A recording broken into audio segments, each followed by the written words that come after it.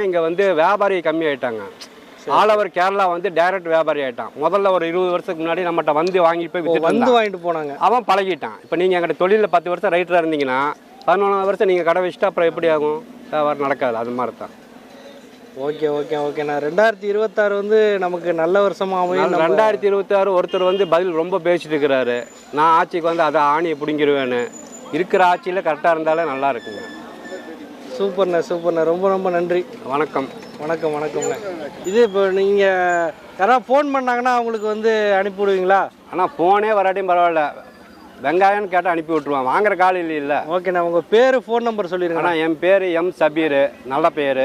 கரெக்டாக இன்னொரு பேர் இருக்குது, சரீப் பாய்.